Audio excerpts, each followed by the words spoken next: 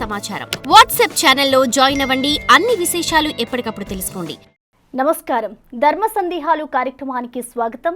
ఈరోజు మనతో స్టూడియోలో అందుబాటులో ఉన్నారు సన్ స్పిరిచువల్ సొసైటీ ఫౌండర్, అలాగే ప్రముఖ ఆధ్యాత్మికవేత్త విక్రమాదిత్య గారు. నమస్తే అండి.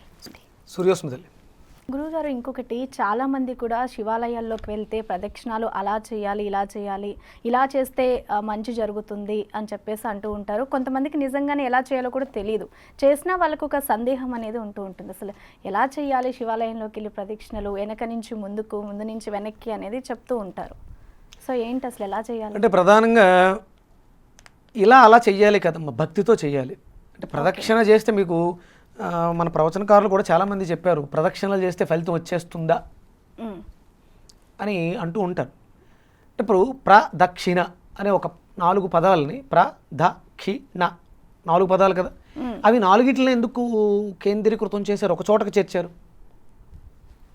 అంటే అది అనడం వల్ల ప్రదక్షిణ చేయమ్మా అనగానే నువ్వు ఎలా ప్రవర్తిస్తావు? అమ్మా లేచి నీకు చుట్టూ ప్రదక్షిణ చేయన్నాను, ఎలా ప్రవర్తిస్తావు? భక్తితో నీకు ప్రదక్షిణ చేయన్నాను కానీ నువ్వు లేచి కుర్చీ చుట్టూ తిరిగేస్తావు. అంటే దానికి అర్థం ఏంటి? ప్రదక్షిణ అంటే తిరగటం అని, అంతే తప్ప ప్రదక్షిణ చేయగానే లేచి గంతేసి పైకి కిందకి ఎగరవుగా. అంటే ప్రదక్షిణ అనే దానికి అర్థం ఉంది. ఇది కెనెటిక్ ఎనర్జీ. తిరగడం ద్వారా శక్తి ఉద్భవిస్తుంది.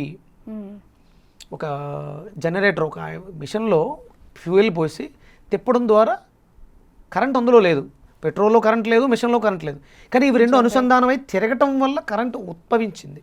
అలాగే మన శరీరంలో తిరగడం వల్ల, చలనం వల్ల కెనెటిక్ ఎనర్జీ ప్రవేశిస్తుంది. ఇక మీరు అడిగినట్టు దేవాలయాల్లో, ఇక్కడ ప్రత్యేకంగా శివాలయాల్లో సోమశిల ప్రదక్షిణ అని ఉంటుంది. ఇది మరి అంటే పురాణాలనే ప్రమాణంగా తీసుకోవాలి, వేదంలో ఉందో లేదో తెలియదు. అంటే మనకు ప్రమాణం ఏంటంటే దీనికి ప్రమాణం, ప్రతి దాంట్లో ప్రమాణం చూసుకోవాలి, అది వేదంలో ఉంటుంది. వేదం నుంచి ఋషులు వేదాధ్యయనం చేసి అవి అందరం చదవలేము, అర్థం చేసుకోలేం, కాబట్టి కథల రూపంలో, పురాణాల రూపంలో చెప్తూ ఉంటారు. ఇక్కడ శాస్త్రీయత, శాస్త్రము, సైంటిఫిక్గా తీసుకుంటే కెనెటిక్ ఎనర్జీ ఉద్భవిస్తుంది. సోమశిల ప్రదక్షిణ అనగానే మనం గోపురం దగ్గర మొదలుపెట్టి స్వామివారి వెనక్కి వెళ్తాం, చండీశ్వరుడి దగ్గరకు వస్తాం. చండీశ్వరుడి దగ్గర నుంచి మళ్ళీ వెనక్కి రివర్స్ వచ్చి మళ్ళీ గాలిగోపురం దగ్గర నమస్కారం చేసి అక్కడ నుంచి మళ్ళీ స్వామి చండీశ్వరుడి దగ్గరకు వస్తాం. ఒక్కసారి వెనక్కి వెళ్ళి చండీశ్వరుడు దాటకుండా మళ్ళీ వెనక్కి వచ్చి మళ్ళీ అక్కడ నుంచి ఇంకొకటి కౌంట్ కింద అలా చండీశ్వరుడి దగ్గర నుంచి మళ్ళీ వెనక్కి వెళ్ళి అక్కడ ఆపి అక్కడ నుంచి మళ్ళీ వెనక్కి వెళ్ళి, ఇలా ఒక శాస్త్రీయ, అంటే చూడండి చల్లకామ మీరు వెన్న చిలుకుతారు, కంటిన్యూగా ఏం గుండ్రంగా తిరగదు, అది ఇలా ఇలా ఇలా అంటుంది. అంటే మిక్సీ ఏమో ఇలా గుండ్రంగానే తిరుగుతుంది, హై కెనెటిక్ ఎనర్జీతో ఎక్కువ రొటేషన్స్ చేస్తుంది. ఇది రొటేషన్స్ కాదు, రొటేషన్ అయి అంటే clock wise anti clock wise, clock wise anti clock wise. మీకు ఈ సోమశిల ప్రదక్షిణ కూడా క్లాక్ వైజ్ యాంటీ క్లాక్ వైజ్లోనే ఉంటుంది. అంటే పూర్తి చేయకుండా అర్థంలో దానికి ఏదో అర్థం ఉంటుంది, అది పూర్తిగా నాకు తెలియదు, కానీ ఒక ప్రాణిక్ హీలర్గా, ప్రాక్టీషనర్గా ఇది ఎందుకు చేస్తారు అంటే క్లాక్ వైజ్ తిరగడం వల్ల ప్రకృతిలోనికి ఎనర్జీ కిందకి ప్రవేశిస్తుంది, రివర్స్ తిరగడం వల్ల స్ప్రెడ్ అవుతుంది. వెన్నని మీరు ఎలా చిరుగుతుంటే వెన్న పుడుతుంది, బయటకు వస్తుంది, ఇది జరుగుతుంది. అంటే ప్రతి దాంట్లో మీరు వాటర్ తీసుకుని చిలికినా కూడా నార్మల్ వాటర్కి చిలికిన వాటర్కి టేస్ట్ డిఫరెన్స్ ఉంటుంది, ఎనర్జీ డిఫరెన్స్ ఉంటుంది, దేనికైనా సరే ఆ శక్తి ఉంటుంది. మీరు దీన్ని మనం ప్రమాణంగా కొలుసుకోవాలంటే హోమియోపతి మెడిసిన్ ఉంటుంది, నక్స్వామిక్ అనే ఒక మెడిసిన్ ఉంటుంది, అని తీసుకుందాం, ఒకటి తీసుకుందాం. ప్రధానంగా 30 పవర్ దగ్గర స్టార్ట్ అవుతుంది, 30 తర్వాత 200, తర్వాత 1000, తర్వాత 10,000, తర్వాత 1 lakh. 30లో ఏముంది? నక్స్ అంటే ఒక చెట్టు యొక్క కషాయాన్ని మరగబెట్టి పొటెన్షియల్గా తయారు చేసి అందులో ఆల్కహాల్ మిక్స్ చేస్తే అది తయారైంది. 30 అంటే దాన్ని 30 టైమ్స్ రొటేషన్ చేశారు, దాని పవర్ 30. 200 టైమ్స్ రొటేషన్ చేస్తే చిలికితే దాని పవర్ 200 పెరిగింది. దాన్ని 1000 సార్లు ఒక బాటిల్ వేసి ఇలా 1000 సార్లు గిలకరిస్తే దాని పవర్ 1000, అలాగే దాని పవర్ 10,000, దాని పవర్ 1 lakh. ఇలా ప్రదక్షిణ చేయడం వల్ల ఫలితం అంటే మామూలుగా తిరిగితే వచ్చే ఫలితం కన్నా సోమశిల ప్రదక్షిణ శివాలయంలో ఇలా చేస్తే ఫలితం అధికంగా ఉంటుంది. అది భక్తితో చేస్తే ఇంకా బాగుంటుంది. ఇవేమీ చేయలేము, ఏం అక్కర్లేదు. ధ్వజస్తంభం దగ్గర నిలబడి స్వామిని చూస్తూ నమస్కారం చేసుకున్నా కూడా శక్తి ప్రవేశిస్తుంది. భక్తితో చేయాలి. అది అంటే కాస్మిక్ ఎనర్జీకి స్పృహ ఉంది, మనిషికి స్పృహ ఉంటే అది ప్రవేశిస్తుంది.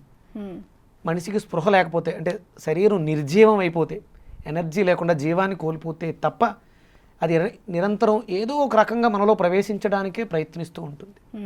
కాస్మిక్ ఎనర్జీ అంటే భగవత్ శక్తి, డివైన్ ఎనర్జీ మనలో ఎప్పుడు ప్రవేశించడానికి దాన్ని కొంచెం సాధనగా ప్రదక్షిణ చేయడం వల్ల, కదలిక వల్ల శక్తిని తీసుకోగలుగుతాం. కదలిక వల్ల మనలో ఉన్నటువంటి చెడుని బయటికి పంపగలుగుతాం. ఒకే చోట స్టాగ్నెట్గా కూర్చుంటే అంటే ఒక గుంటలో నీళ్లు పారకుండా అలా ఉండిపోతే ఏమవుతాయి? అక్కడే ఉండిపోతాయి, మురిగిపోతాయి. అదే ఫ్లో వెళ్తూ ఉన్నప్పుడు నీట్గా మంచిగా ఫ్రెష్నెస్. ఇది ఎనర్జీ కోసం ప్రదక్షిణ అని చెప్పారు. ఆరా ఉంటుంది కదా గుడికి కూడా, మనం అనుకున్నాం జీవం ఉన్న ప్రతిదానికి. అక్కడ జీవాన్ని ఉద్భవింప చేస్తారు. స్వయంభూ అయితే ఆల్రెడీ అక్కడ ఎనర్జీ ఉంది, మూర్తిని పెట్టారు. లేదు, యంత్రం పెట్టి అందులో నవపాషాణాలు, ఈ పాదరసము, ఇవన్నీ పంచలోహాలు వేసి ఆవాహన చేస్తారు, శక్తిని కేంద్రీకృతిస్తారు. అక్కడికప్పుడు ఆ శక్తి ప్రవేశిస్తుంది. దాని రేడియేషన్ వ్యాప్తించి ఉంటుంది గుడి అంతా. అందుకని అక్కడ కూర్చోకుండా తిరగడం వల్ల చెప్పులు లేకుండా ఉంటాం, కాళ్ళలోంచి లోపల ప్రవేశిస్తుంది. చేతులు రెండు జోడించి పెడతాం, వేళ్ళలోంచి వెళ్తూ ఉంటుంది. ఆజ్ఞాచక్రంలోంచి ఎప్పుడు ఆ గోపురాన్ని చూస్తూనో, చుట్టూ ఉన్నటువంటి ఆ ఎనర్జీ బొమ్మల్ని చూస్తూనో తిరుగుతూ ఉంటాం. దానివల్ల కూడా మనలో శక్తి ప్రవేశిస్తూ ఉంటుంది. అంటే మనల్ని శక్తివంతులని చేయడం కోసం మాత్రమే ప్రదక్షిణలు చేయగలిగితే. అంటే చాలామంది 108 ప్రదక్షిణలు, ఇప్పుడు మనం చిలుకూరు వెళ్ళాం అనుకోండి, 108 ప్రదక్షిణలు 11 ప్రదక్షిణలు సంకల్పం చేసుకుని 108తో పూర్తి చేస్తాం. ఇక్కడ సంకల్పం అంటే నువ్వు దృష్టి పెట్టు, నువ్వు అనుకున్న దాని మీద, సాధన మీద దృష్టి పెడితే ఆసక్తి నీలో ప్రవేశించి దాన్ని ఎలా సాధించగలుగుతావు అనే జ్ఞానం వస్తుంది. తద్వారా పనులు అయిపోతుంది. ఫైనల్గా అంటే ఇప్పుడు మనకి శివాలయము దాని గురించి ప్రస్తావన వచ్చింది కానీ చెప్తున్నాను, అభిషేకాలు చేయించుకున్న తర్వాత శివాలయంలో కొబ్బరికాయ కొట్టిన తర్వాత అది ఇంటికి తీసుకెళ్ళకూడదు, శివుడికి అభిషేకం చేసిన పువ్వుని వాడకూడదు, అక్కడే వదిలేయాలని ఒక సందిగ్ధంలో ఉంటారు. చాలామంది వదిలేస్తారంటే నేను కొన్ని ఆలయాల్లో చూశాను. అది ఎంతవరకు నిజమంటారు? అలా వదిలేయొచ్చా? అది ఇప్పుడు అంటే నిర్లక్ష్యం. ఇవి అంటే మన సనాతన సాంప్రదాయాలు ఇలాంటివి ఉండవు. ఇది ఇప్పుడు గుడికి ఎందుకు వెళ్ళాం? అక్కడ నువ్వు పట్టుకెళ్ళిన కొబ్బరికాయ బ్రేక్ చేశారు, ఒక చెప్ప మనకి ఎలాగో ఇస్తారు, తెచ్చుకోవాలిగా. సాధారణ ఏ గుడికి వెళ్ళినా అంటే శివుడు ఏమైనా దుర్మార్గుడా పట్టుకెళ్ళకూడదు అంటే? ఆయనే కదా సృష్టి స్థితి లయకారకుడు. ఆయన అంత దుర్మార్గంగా నేను ఒప్పుకోను, పట్టుకెళ్తే చెడు వచ్చేస్తుంది ఇంటికని అంటాడా? లేదు. అంటే అక్కడ కొన్ని సాంప్రదాయాలు ఏంటి అంటే, నందీశ్వరుడు నిరంతరము నేను నిన్ను చూసేలా ఆశీర్వదించు అన్నాడు. అక్కడ అంటే భగవంతుడికి నందీశ్వరుడికి మధ్యలో ఎవరు వెళ్ళినా ఆయన శివుడి నుంచి శక్తిని స్వీకరిస్తూ ఉంటాడు, లాగేసుకుంటూ ఉంటాడు. మధ్యలోకి మీరు వెళ్తే మీ శక్తిని కూడా లాగేసుకుంటాడు. అందుకని శివుడికి నందికి మధ్యలోకి వెళ్ళొద్దు. ఒకవేళ వెళ్ళాల్సి వస్తే దానికి మనకి శాస్త్రం ఒక విధానం, అంగన్యాస కరన్యాసాలు చేసి, ఎప్పుడన్నా విన్నారా? న్యాసం అని ఉంటుంది. మన శరీరాల్ని ఆయన అంగాలుగా మార్చేస్తారు. ఇక శివుడికి నీకు తేడా ఉండదన్నమాట. అంగన్యాస కరన్యాసాలు చేస్తే నువ్వే పరమేశ్వరుడు అయిపోతావు. ఎందుకు అంటే నందిని బోల్తా కొట్టించడం కోసం. నీకు ఆయనకి మధ్యలో నేను వచ్చి అభిషేకం చేసుకోవాలని ఒప్పుకోడు, నీకు నాకు మధ్యలో ఎవరు రావడానికి ఒప్పుకోడు. అందుకని మంత్రోచ్చారణ ద్వారా అంగన్యాస కరన్యాసాలు చేస్తే నీ శరీరం ఈ భౌతిక దేహాన్ని విడిచిపెట్టి శక్తిగా మారిపోతుంది. అంటే నువ్వు కూడా శివుడిలా కనిపిస్తావు, ఆయన భ్రమలో ఉంటాడు. నీ పూజ నువ్వు చేసేసుకుంటావు, నీ శక్తి నువ్వు సేకరించేసుకుంటావు, ఇంటికి వచ్చేస్తావు. అలా ఇక్కడ చండీశ్వరుడు ఆయన ఏదైతే ఆయన మీద పడినటువంటి జలం బయటకు వెళ్ళే ప్రాంతం దగ్గర చండీశ్వరుడిని పెడతాడు. నీ నుంచి వచ్చే ప్రతి ప్రసాదాన్ని నేనే స్వీకరించాలి అని ఆయన వరం కోరుకుంటాడు. నిరంతరం నిన్నే చూస్తూ ఉండాలని నందీశ్వరుడు కోరుకుంటాడు.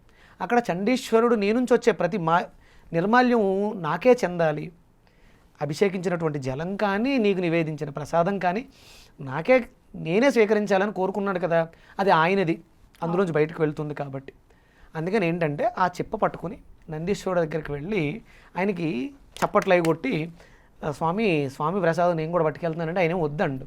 ఇలా చెప్పి తీసుకురమ్మంటారు. తినొద్దు, పట్టుకెళ్ళొద్దు అనేది ఎక్కడ ఉండదమ్మా. ప్రసాదం కదా. అవును.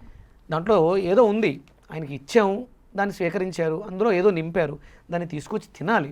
తినట్లేదు మన వాళ్ళు. ఇవి హిందువుల్లో ఎవరు ఏం చెప్తే మనం నమ్మేస్తూ ఉంటాం. మనం పురాణాలు చదవడం ద్వారా తెలుస్తుంది, పురాణ ప్రవచనాలకు వెళ్తే తెలుస్తుంది. అవి దూరం అయిపోయినాయి. ఇప్పుడు నేను ఇంకా తెలుసుకునే స్థితిలో ఉన్నాను. వేదం కూడా తెలుసుకుంటున్నాను. అంటే మనకు ప్రమాణం వేదమే, ఇది పురాణం చెప్తుంది. ఇలాంటి చిన్న చిన్న కథలన్నీ పురాణాలు చెప్తాయి. వేదంలో ఉందో లేదో కూడా నాకు తెలియదు. ఒకవేళ ఉంటే ప్రయత్నం చేసి తెలుసుకోవడానికి ప్రయత్నం చేస్తాను. శాస్త్రం అయితే ఇలా చెప్తుంది. భగవంతుడు దయాలు, ఆయనకి సమర్పించిన దాన్ని సమర్పించమంటే కొబ్బరికాయ ఏ భగవంతుడు తీసుకోడు, ఎంతో కొంత మనకి ఇస్తాడు. అంటే ఒకటి విడిచి రావాలనేది కృతజ్ఞత. అక్కడ విడచడం వల్ల కొబ్బరికాయ కొట్టలేని వాళ్ళు ఉంటారు కదా, వాళ్ళకి ఆ ప్రసాదం వెళ్తుంది. మనం డజన్ అట్టుపళ్ళు పెట్టుకెళ్తే ఒక 2 మనకి ఇస్తారు, 10 ఉంటాయి. అవి అక్కడ ఇంకా చాలామంది ఉన్నారు. అంటే మన దేవాలయాలు అంటే అనాథ శరణాలయాలు, ఆర్థిక శరణాలయాలు కూడా. బ్యాంక్స్ ఉండేవి కాదు పూర్వం.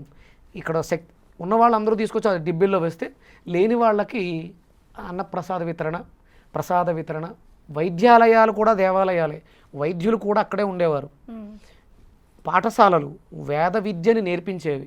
అందుకని అంటే మన దేవాలయాల్లో విద్య ఫ్రీ, వైద్యం ఫ్రీ, ఆహారం ఫ్రీ. ఇవన్నీ ఇప్పుడు మనం కొనుక్కోవాల్సి వస్తుంది. అందుకని అక్కడికి ఇవ్వడం వల్ల సగం అంటే 10 పట్టుకెళ్ళాం, 5 అక్కడ విడిచిపెట్టి 5 మనం తెచ్చుకుంటాం. మొత్తం తెచ్చేసుకుంటే అక్కడికి వచ్చిన వాళ్ళకు ఉండదు.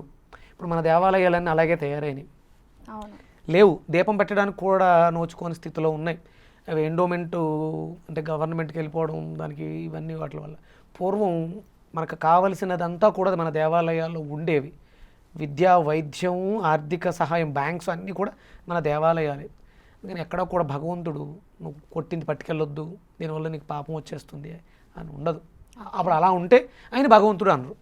ఓకే గురువుగారు, అంటే మా స్టూడియోకి వచ్చి ధర్మానికి సంబంధించి చక్కటి సందేహాలను తెలియజేసినందుకు నమస్తే అండి. సూర్యోస్మి తల్లి. For more videos like this, subscribe Big TV channel.